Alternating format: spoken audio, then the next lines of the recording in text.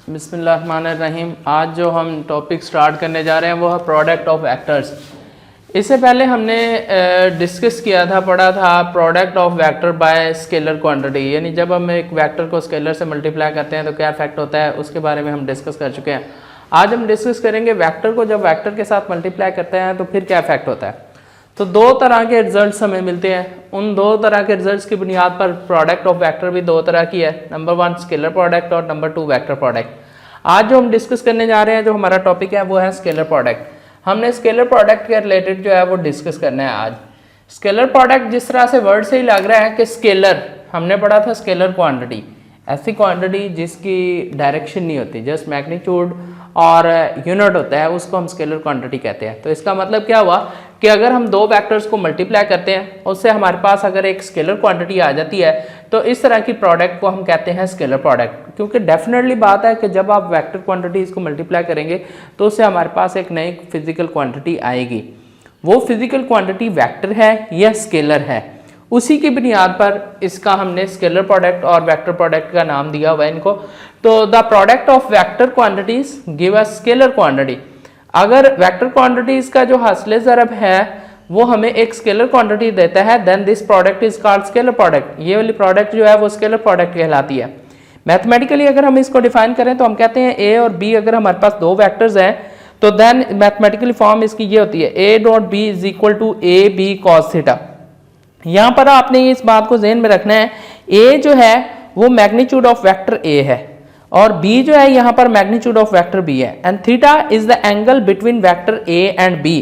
फर्ज करें कि ये दो वेक्टर इस तरह से हमारे पास, एक ये वेक्टर है ए आपके पास और एक वेक्टर है ये बी, इनके दरमियान एंगल जो है वो थीटा है। तो इन दोनों का अगर आप डॉट प्रोडक्ट लेते हैं, ये वाला जो है ए डॉट बी अगर आप लेते हैं यहाँ पर, तो आपके पास क्या आ जाता है A B cos theta. A is the magnitude of vector A, यानी यहाँ से लेकर यहाँ तक इसकी जितनी लेंथ है, B is the magnitude of vector B, यानी यहाँ से लेकर यहाँ तक, and theta is angle between A and B. A और बी के दरमियान एंगल है हमारे पास, ये है इसकी मैथमेटिकल फॉर्म, ये आपको पता होनी चाहिए। It is also called dot product. ये जो स्केलर प्रोडक्ट है इसको हम डॉट प्रोडक्ट भी क्यों कहते हैं, इसका दूसरा नाम डॉट प्रोडक्ट भी है। क्यों कहते हैं, क्योंकि आप देख रहे हैं सिंपली जब हम इनको मल्टीप्लाई कर रहे हैं तो इनके दरमियान में मैंने एक डॉट लगाया हुआ है, बड़ा क्लियरली आपको नजर आ रहा है। अगर हम इसको थोड़ा सा मजीद गहरा कर लें, ये जो है हमारे पास डॉट है, तो डॉट लगा के हम जाहिर करते हैं, इसलिए इसको डॉट प्रोडक्ट का नाम भी देते हैं। तो ये हमारे पास स्केलर प्रोडक्ट की डेफिनेशन है। इसके बाद हम देखते हैं फिजिकली इंटरप्रिटेशन। फिजिकली ये क्या चीज़ है, तो यहाँ पर आपने गौर करना है, एक छोटी सी डायग्राम हम बनाते हैं। ये हमारे पास अगर वेक्टर ए है, ये अगर हमारे पास वेक्टर बी है, ये वेक्टर ए है और ये वेक्टर बी है। मैं क्या करता हूँ, इनके दरमियान एंगल जो है वो थीटा है। मैं क्या करता हूँ, वेक्टर बी के हेड से एक परपेंडिकुलर ड्रा करता हूँ वेक्टर ए के ऊपर यहाँ पर। तो ये अगर हम देखें, थोड़ा सा तवज्जो दें, तो ये वेक्टर बी के दो कंपोनेंट्स बन जाते हैं। एक ये वाला कंपोनेंट बन रहा है, ये है बी एक्स और ये इक्वल टू आएगा बी कॉस थीटा के, और एक ये वाला कंपोनेंट बन रहा है, ये है B Y that's equal to B sine theta. ये हमारे पास आ जाता है बी साइन थीटा के इक्वल होता है। अब अगर हम ए डॉट बी की बात करें, यहाँ पर अगर हम देखें फिजिकल इंटरप्रिटेशन के अंदर हमने पढ़ा हुआ है कि ए डॉट बी जो है वो इक्वल टू होता है, जो स्केलर प्रोडक्ट या जो डॉट प्रोडक्ट है वो इज इक्वल टू है ए बी कॉस थीटा। अगर हम थोड़ी सी तवज्जो दें तो हम इसको इस तरह से भी लिख सकते हैं, A dot B is equal to A को मैं अलग कर लूं और बी कॉस थीटा को मैं अलग कर लूं। तो यहाँ से इस डायग्राम से अगर हम देखें तो यहाँ पे हमें नजर आ रहा है कि बी कॉस थीटा जो है it is the component of vector B, और ये वो कंपोनेंट है जो वेक्टर ए के ऊपर जो है वो प्रोजेक्शन है। यानी इसको हम लिख सकते हैं, इसके ऊपर बिल्कुल साया की तरह आ रहा है, प्रोजेक्शन कहते हैं साया जो होता है। तो हम इसको लिख सकते हैं, ये ए जो है वो मैग्नीट्यूड ऑफ ए है and that's the projection of B vector at A vector के ऊपर जो है ये प्रोजेक्शन है। सिंपली हम इसको दूसरे वर्ड में इस तरह से भी लिख सकते हैं कि ए डॉट बी जो है वो इक्वल टू आपके पास आ रहा है वेक्टर ए की magnitude and magnitude of component of vector B along the direction of A. Direction of A की जगह पर भी हम इसको लिख सकते हैं, यानी ए इनटू मैग्नीट्यूड, हम लिख सकते हैं ये मैग्नीट्यूड है magnitude of component of vector B along vector A direction, vector A की डायरेक्शन के अंदर जो है वो है हमारे पास। अब दूसरी तरफ अगर हम देखें, यहां पर ये बात तो हमारे पास क्लियर हो गई है कि ए डॉट बी जब हम लेते हैं तो जो बी का वो कंपोनेंट आएगा जो वेक्टर ए के अलोंग है, यानी इसके ऊपर बिल्कुल आ जाता है इस तरह से। इसको हम बोलते हैं प्रोजेक्शन, प्रोजेक्शन का नाम देते हैं। जिस तरह से एक मेरे पास अगर ये वेक्टर ए है रेड वाला और ये वेक्टर बी इस तरह से है मेरे पास, तो वेक्टर बी के मैं दो कंपोनेंट करता हूं तो एक कंपोनेंट इसके ऊपर इस तरह से आ जाता है। तो ये जो that's the projection of B at A है। अब हम क्या करते हैं, बिल्कुल इसी तरह से एक और यहां पर मैं डायग्राम ड्रा करने जा रहा हूं, उसको अब आपने बड़ी तवज्जो से देखना है कि ये मेरे पास वेक्टर ए है, ये हमारे पास है वेक्टर बी है, इनके दरमियान एंगल थीटा है। अब मैं ए डॉट बी लेने की बजाय मैं ले रहा हूं बी डॉट ए, तो बी डॉट ए के अंदर डेफिनेटली बात है मेरे पास आएगा बी ए कॉस थीटा, ये मेरे पास चीज आ जाती है। अब मैं क्या करता हूं कि ए से परपेंडिकुलर ड्रा करता हूं इसके ऊपर, ए से क्या करता हूं मैं परपेंडिकुलर ड्रा करता हूं इसके ऊपर, बिल्कुल इस तरह से यहां से जो है इसके ऊपर परपेंडिकुलर ड्रा करता हूं, ये जो है हमारे पास बन जाता है।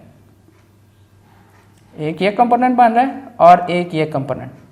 तो अगर आप थोड़ी सी तवज्जो करें तो ये ए का कंपोनेंट जो है ये बनेगा A x is equal to A cos theta और ये बनेगा A y is equal to A sine theta. यानी यहां पर भी देखें अगर हम तवज्जो दें तो ये जो ए कॉस थीटा है that's the component of vector A, vector A का कंपोनेंट है और वेक्टर ए का वो कंपोनेंट है जो वेक्टर बी के ऊपर है, यानी प्रोजेक्शन है। हम कह सकते हैं B dot A is equal to B magnitude है एंड प्रोजेक्शन, अब क्या है projection of A at B, B के ऊपर ये प्रोजेक्शन है। इसका मतलब क्या हुआ कि हम इसको लिख सकते हैं बी डॉट ए, ये वाली मैग्नीट्यूड है, ये भी हमारे पास मैग्नीट्यूड है, तो हम कह सकते हैं बी जो है वो मैग्नीट्यूड ऑफ, ये मैग्नीट्यूड है of component of vector A, vector A की कंपोनेंट की है अलोंग बी, बी के अलोंग जो है। इसका मतलब क्या हुआ, ये भी मैग्नीट्यूड है, ये भी मैग्नीट्यूड है, ये भी मैग्नीट्यूड है, ये भी मैग्नीट्यूड है, यानी ये भी स्केलर, ये भी स्केलर, स्केलर स्केलर को जब मल्टीप्लाई करें या इसको इससे मल्टीप्लाई करें तो कोई इफेक्ट नहीं पड़ता। जिस तरह से अगर हम देखें, अगर हम मल्टीप्लाई करते हैं, यहाँ पर मैं एक छोटी सी एग्जांपल आपको देता हूँ कि अगर हम मल्टीप्लाई करें 5 को 7 के साथ या 7 को मल्टीप्लाई करें 5 के साथ, तो आंसर क्या आएगा हमारे पास 35 आएगा। बिल्कुल इसी तरह से ये वेक्टर ए की मैग्नीट्यूड है, ये वेक्टर बी के कंपोनेंट की मैग्नीट्यूड है, हमारे पास क्लियरली नजर आ रही है। इसी तरह से ये बी की मैग्नीट्यूड है और ये कंपोनेंट ऑफ वेक्टर ए की मैग्नीट्यूड है, दोनों मैग्नीट्यूड मल्टीप्लाई होती हैं तो इससे ये हमारे पास रिजल्ट अखज होता है। अगर हम इसको कहते हैं इक्वेशन नंबर 1 है ये हमारे पास, ये इक्वेशन नंबर 2 है, तो इक्वेशन नंबर 1 और 2 से ये हमें बात क्लियरली नजर आ रही है कि हमने क्या करना है कि वेक्टर ए और बी, ए डॉट बी अगर हम ले रहे हैं तो मैग्नीट्यूड ऑफ ए को मल्टीप्लाई करेंगे बी के उस कंपोनेंट के साथ जो वेक्टर ए की डायरेक्शन में होगा, और अगर हम बी डॉट ए ले रहे हैं तो वेक्टर ए के कंपोनेंट वो लेंगे, उस कंपोनेंट की मैग्नीट्यूड लेंगे जो वेक्टर बी की डायरेक्शन में होगा। और इन दोनों इक्वेशन से ये भी हमारे पास क्लियर होता है from 1 and 2, from 1 and 2, equation number 1 and 2 से इट इज क्लियर दैट, ये बिल्कुल वाज़ेह तौर पे हो रहा है, इट इज क्लियर दैट कि A dot B is equal to B dot A. It mean, इसका मतलब है scalar product is commutative, it means that scalar product जो है is commutative, scalar product commutative है।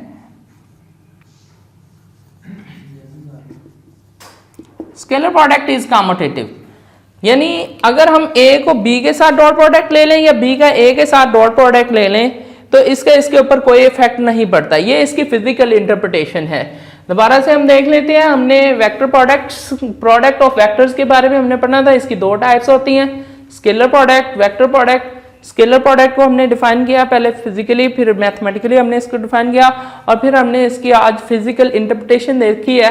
ये क्वेश्चन भी आता होता है एग्जाम के अंदर, प्रूव दैट, ये क्वेश्चन है आता है एग्जाम में कि प्रूव दैट स्केलर प्रोडक्ट और या dot product is commutative. Scalar product या डॉट प्रोडक्ट जो है वो कम्यूटेटिव होती है। ये वाला क्वेश्चन भी आता है एग्जाम के अंदर, काफी अहम शॉर्ट क्वेश्चन आता है हमारे पास। या what is the physical interpretation of scalar product हमारे पास आ सकता है। तो नेक्स्ट इसकी प्रॉपर्टीज है हमारे पास, स्केलर प्रोडक्ट की प्रॉपर्टीज है, वो इंशाल्लाह हम नेक्स्ट लेक्चर के अंदर करेंगे।